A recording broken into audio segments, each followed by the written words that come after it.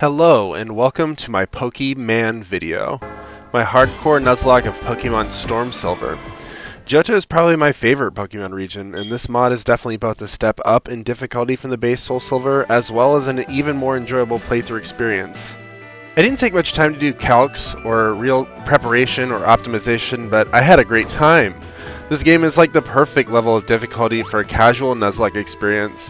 I really hope Game Freak gives us more challenging and fulfilling experiences in Gen 10 and beyond. I find that the older I get and as more Pokemon generations are released, the more I shift my interest over to these fan-made upgrades. But enough about me, let's get to this Nuzlocke.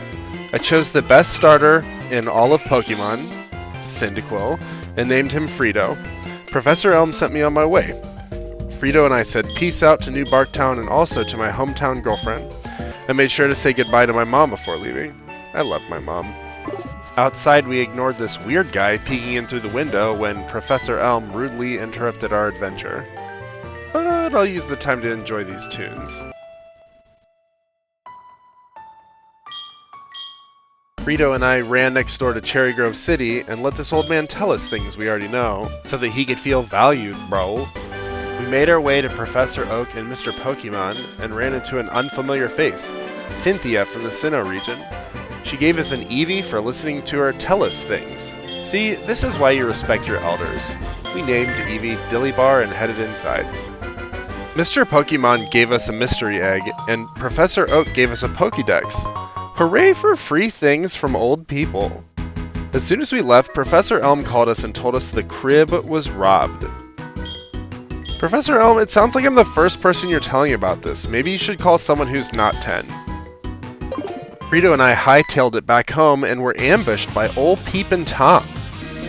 Frito made short work of his Gator Boy and we said, see you later, boy. When we returned to New Barktown, the Popo awaited. He asked us the name of the thief and I lied to him because it seemed funny at the time. Professor Elm told us about the gym challenge in exchange for giving him the mystery egg. Doesn't really seem fair. He probably just wants me to leave so he can bang my mom. I said goodbye to my sweet mother and agreed to regularly give her money in exchange for my 10-year-old freedom.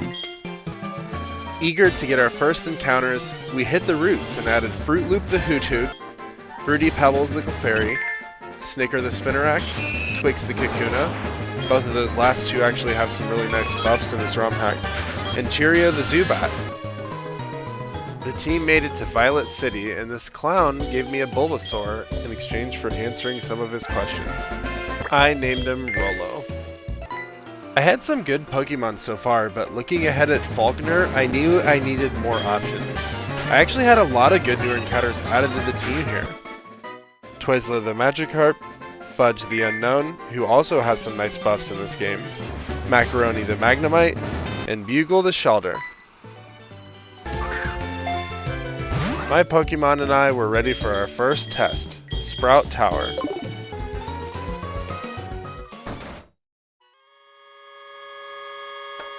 Inside, we caught Stripe the Zigzagoon and easily beat up the local elderly until we made our way to the Pope.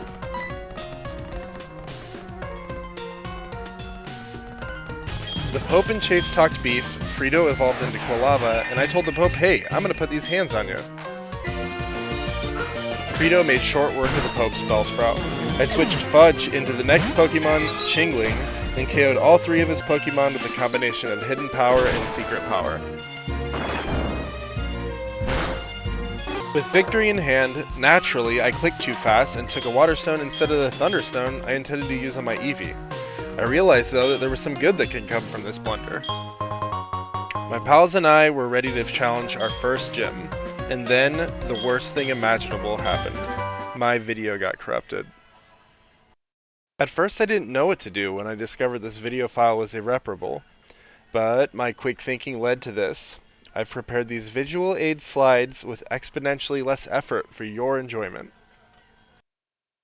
First, I used a Water Stone on Bugle to evolve it into a Cloyster, who led the squad. Bugle the Cloyster was truly the GOAT in this fight, KOing 3 Pokemon with Icicle Spear. He nearly died, surviving a non-crit uproar from Falkner's Chatot, so Macaroni the Magnemite was in next. Unfortunately, I'm a stupid idiot doo-doo mouth and let Macaroni eat a crit mud slap from a Pidgeotto, leading to his untimely death. Rest in peace, Macaroni, and also thank you for being super easy to draw. At this point, with my two main answers to Falkner either dead or barely hanging on, I had to make some sacrifices. Fruit Loop the Hoot Hoot and Fudge the Unknown both sacrificed themselves for the greater good, and ultimately, Frito and I came out on top. My team was limping, and I had lost some valuable allies, but there was a silver lining.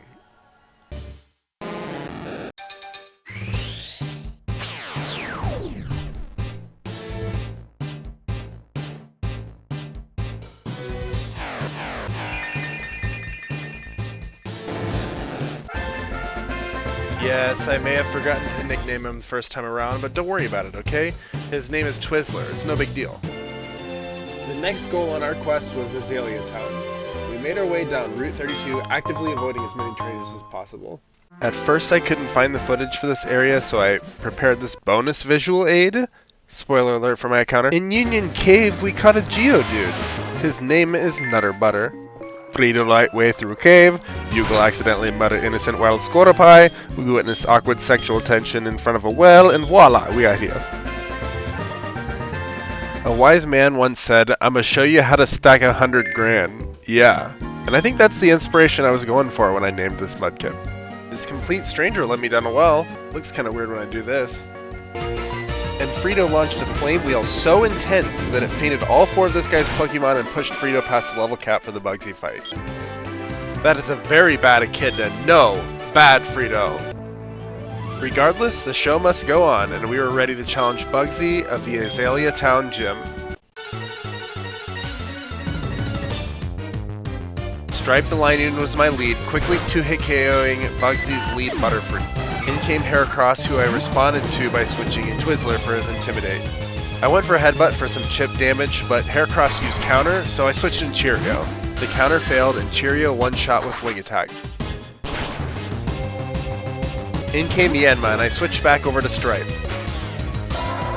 Stripe nearly one-shot the Yanma before it used U-turn, switching into Pinsir. I switched Twizzler back in and took 6 points of damage from Final Throw. That made me a little bit cocky, and I immediately got crit on the next hit, which forced me to switch. Cheerio the Zubat once again was just ready to fucking party though. This man comes up in here and pimp slaps this Pinsir up. I probably could have kept him in, but I didn't want to risk it. I like Crobat later in the game, and I didn't know if I was going to need him later in this fight. Stripe came in to pick up the KO and lived by the skin of his ass, killing this Bumblebee.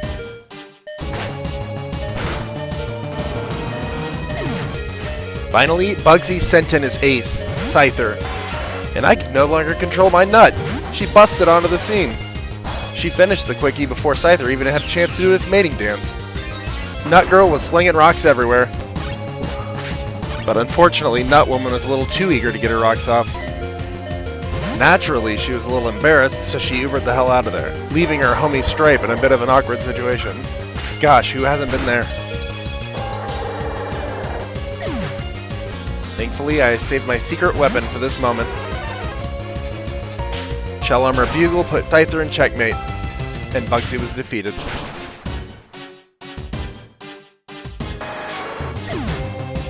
We had earned our second badge, but we still had business in town. Our rival was waiting for us at the entrance to the forest and challenged us to a Pokemon battle. There wasn't really too much to write home about this battle. Nut Girl flipped the bird, and my Water Snake of Legend made short work of the other 3 Mons. Almost to the name Raider, buddy. Give it time.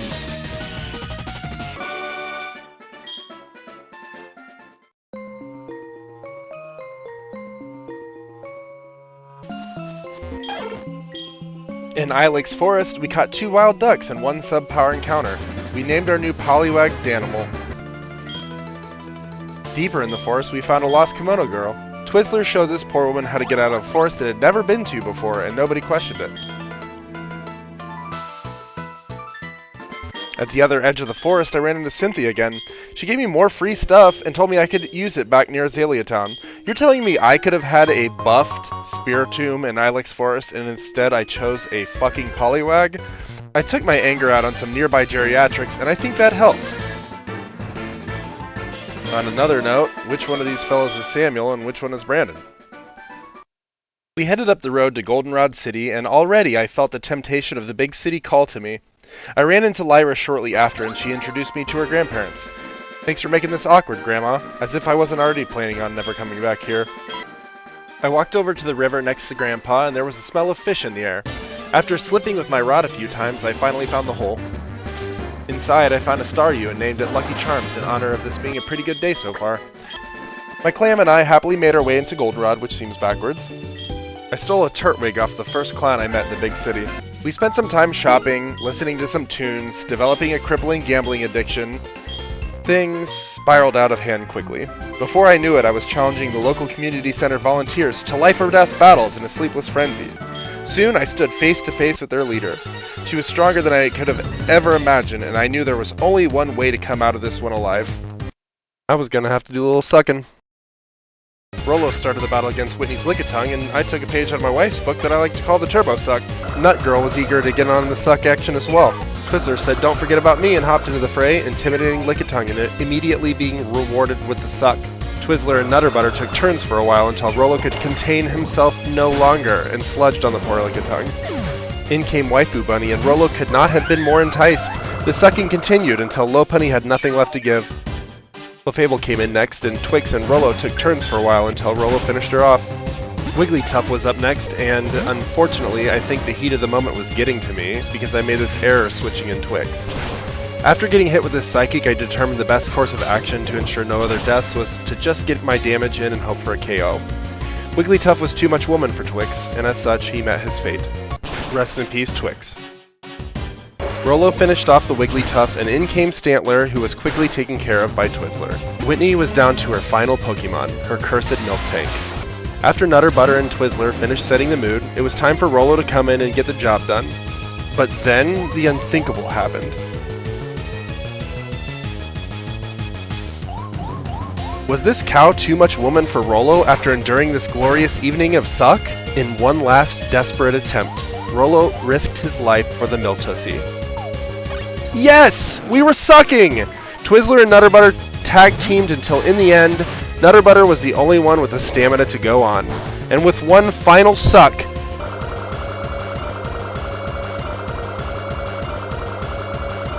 Whitney and her cow were defeated. We got the plane badge. To celebrate my victory, naturally, I fought my girlfriend in a shopping mall. I'm from Michigan, and a lot of us do that up here. Blah blah blah, taking pictures, fighting campers in the woods, hi Glam Meow, enjoy sitting in the box for eternity, level 30 Butterfree somehow doesn't even get top 3 in the bug catching contest, what the hell? Another incredible encounter, beating up trees Minecraft style, delivering a strange note to a sleeping homeless man. I really hope I'm never forced to use this. Boom, we're in Ecruteak. As soon as we got here, Professor Elm's assistant gave me an egg. I biked to town until I hatched it. It was a Togepi, which unfortunately had the ability Super Luck. Probably a good time to mention that Fairy is implemented into this version of the ROM that I'm playing. However, like nothing gets Moonblast or Dazzling Gleam or anything like that, and this Togepi was no exception. I finally remembered to rename Twizzler before checking out the Burn Tower. Isn't the setting timeless?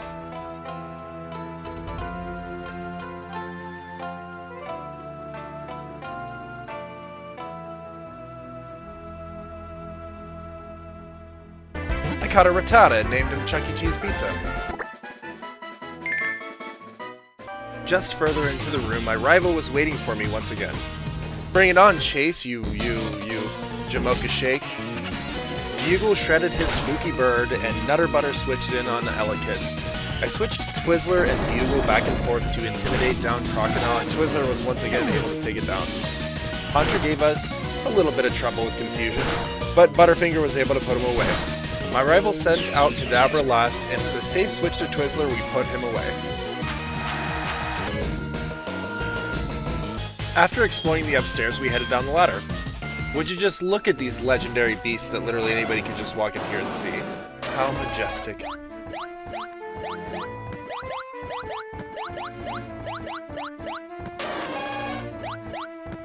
With nothing left to do in the tower, I left to check out the theater.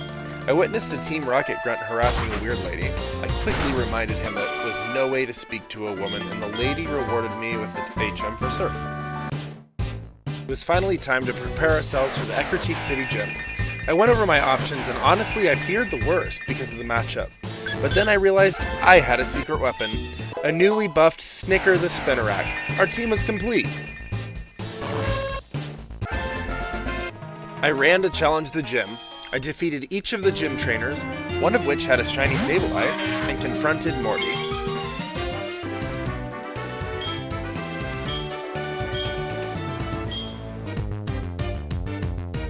Hustle Chuck quickly one-shot Dustball with a boosted Crunch, and my Insomnia Snicker switched into Hunter's Hypnosis.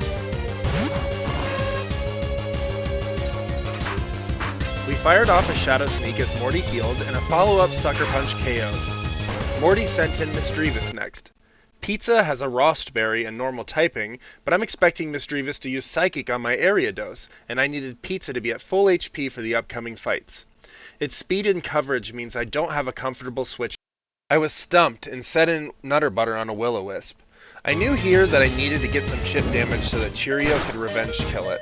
And so, Nutter Butter, Nut Girl, thank you for dying honorably for the sake of your team. You will be missed for your near impenetrability and for barely funny jokes about sucking.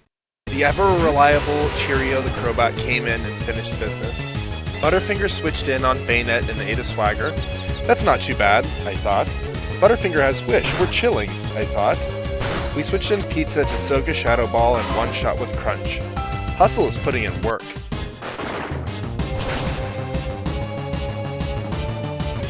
Morty sends in his ace Gengar. Expecting it to use Hypnosis so that it doesn't get one-shot by Sucker Punch, I switch into Ariados. Outplayed by the AI, I guess. Gengar could click Shadow Ball or Thunderbolt here, and we don't have any safe switches. Snicker and I nod to each other with understanding, and Snicker meets his fate.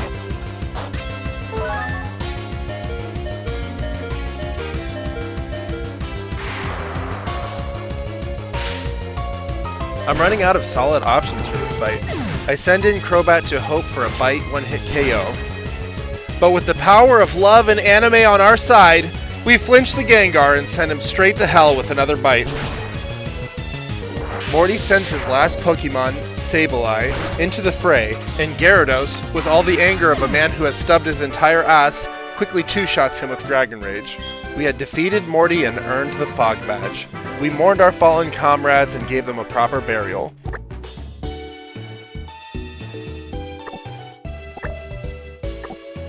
I want to take a quick break from the action to talk about my sponsor for today's video, Jesus Christ. Feeling lonely? Like maybe there's more to life than work and chasing fulfillment? Did you know that the God of the universe loves you and wants to have a friendship with you? I truly encourage you to say hello to God in your heart and hear what He has to share with you.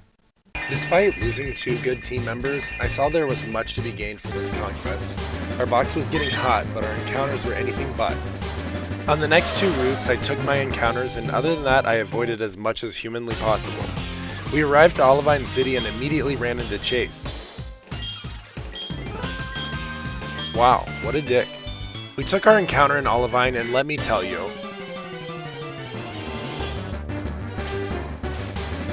fuck yeah. I mean, what's not to love about this guy? We named him Swedish Fish and evolved him right away.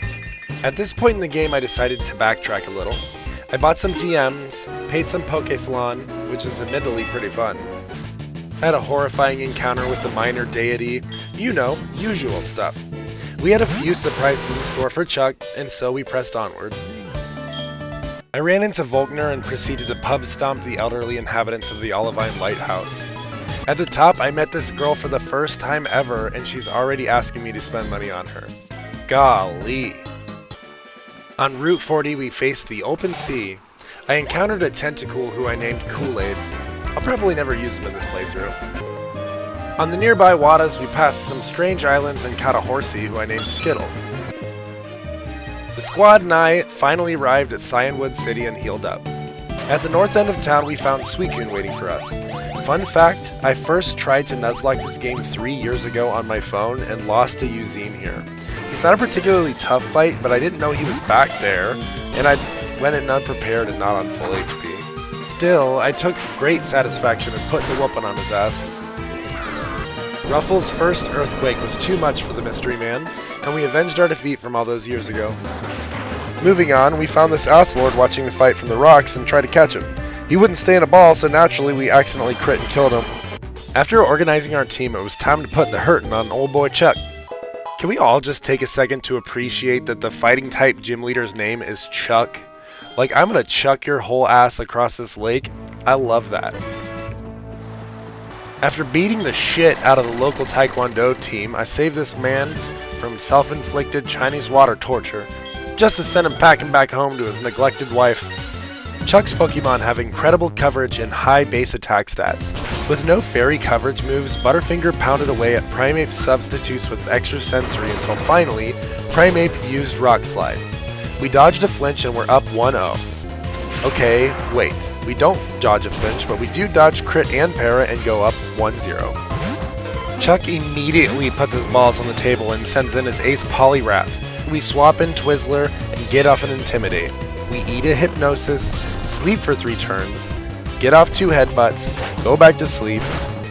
Twizzler spends the entire fight asleep, so we swap in Rolo, who figures, hey, maybe a little bit of suck will put a little pep in your step.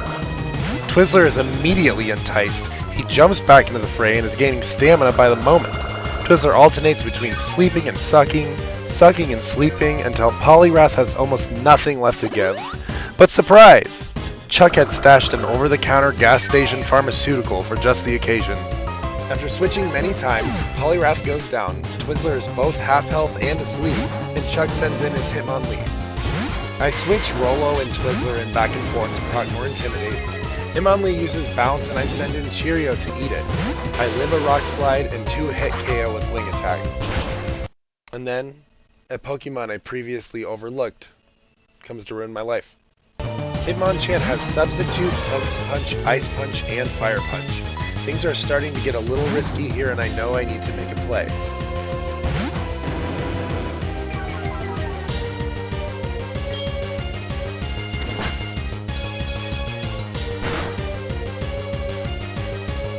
Twizzler, no! My best Pokemon's gone just like that. All the forces of sleep and hacks came together to kill my sweet sea snake of doom. Lollipop was next to battle with all the rage of an injured Squishmallow. With an Air Slash flinch, a Psybeam, and another Air Slash, Lollipop feasted on the blood of her enemies. Truly in the corner now, Chuck sends out his final Pokemon, Hariyama. It knows Fake Out, Whirlwind, Cross Chop, and Earthquake. After a crit Fake Out, Lollipop returned the favor with a flinch of her own. Chuck had taken one too many licks from the Lollipop, and he lied at my feet, defeated. We earned the Storm Badge.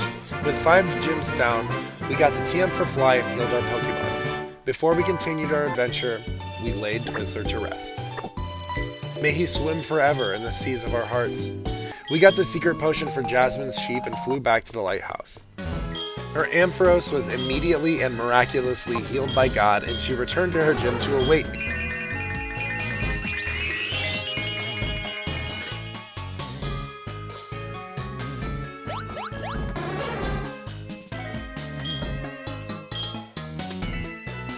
Dude, there's an elevator right there.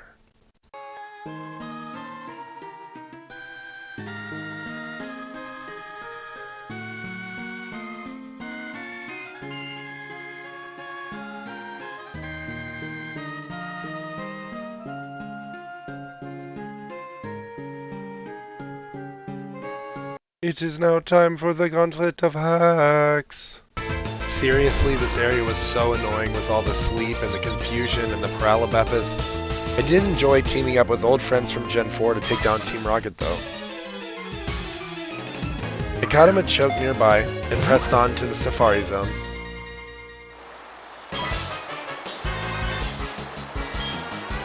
Cheryl, you're defying the rules of reality, Cheryl.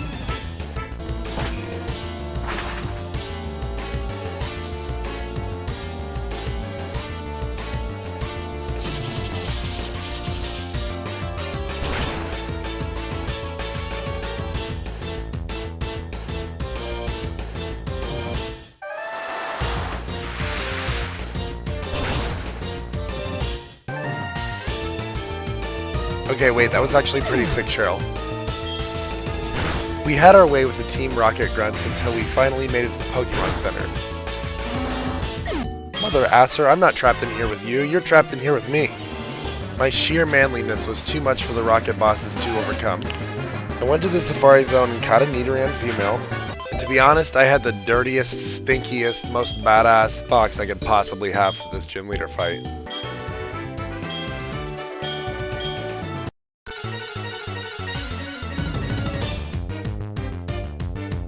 Rito channels his inner Rengoku and sets his heart ablaze.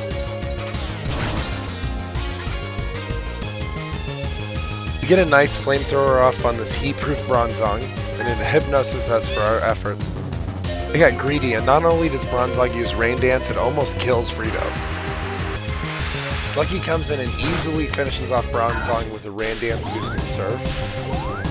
Torterra switches into Magneton and gets his legs broke by a Magnet Rise. We both switch, him into Skarmory and me into Swedish Fish.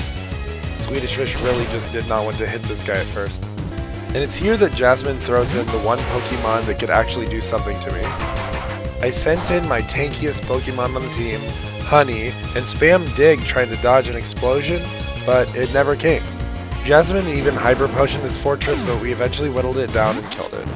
In came Jasmine's last Pokemon, the troublesome Magnet Rise Magneton, but it was no match for 100 grand, and he surfed to victory.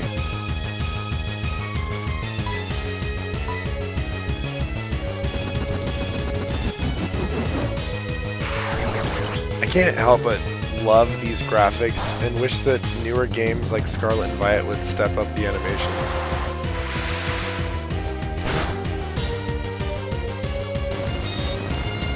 It took a very easy win against Jasmine, and my team's hearts were filled with nothing but the desire to press on.